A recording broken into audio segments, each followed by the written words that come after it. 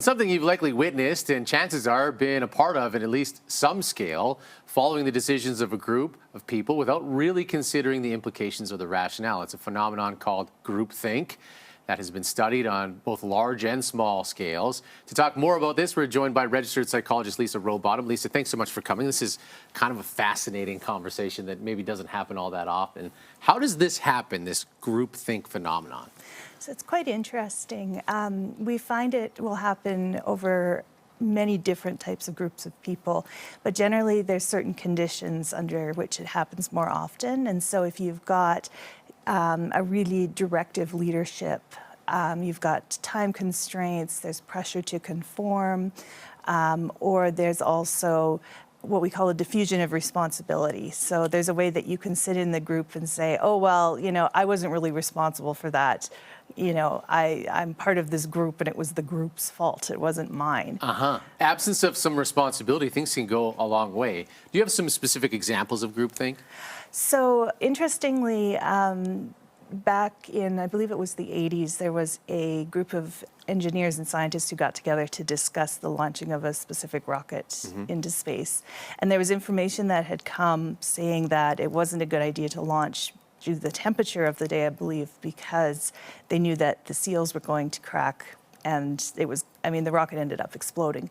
They were very intelligent people in that group, so they weren't people who were who didn't know what they were talking about. They had evidence, but the evidence was dismissed, and it was, a pressure to look good for the nation and to look good for, people around them, and so they could justify the risk.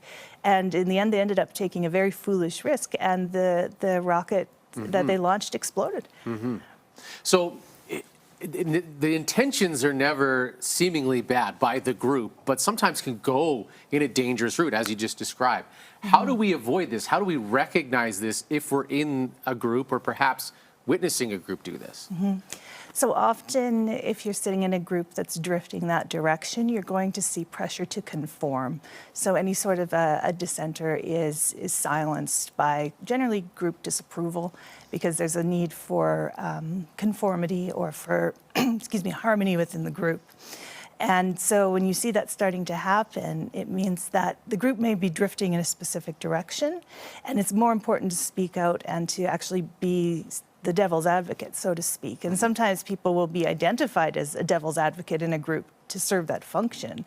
So their goal or their job is to balance off the voices that want conformity by saying, well, wait, no, what about this, and what about this, and what about that, so that it can work out so they don't have a groupthink situation happening. Now, that can be tricky because, as you described, the circumstances sort of eliminate that opportunity to speak up. Do you have advice for someone who may feel like they don't have the power to change anything? I think that recognizing it's important that you not back down, and that there are likely other people who share your opinion within the group, because normally most people are more in a moderate space, but they're going to remain silent out of fear of disrupting group harmony or disrupting, the social cohesion of the group. And so the important piece is, you're not alone. And if you keep that in the back of your mind, then expressing dissent, if you're one of the stronger voices, is going to start drawing out those other people who also agree, who may be silent. Okay, well, it's important advice, important conversation. Lisa, thanks so much for joining us. You can learn more about Lisa and connect by visiting sojo.ca.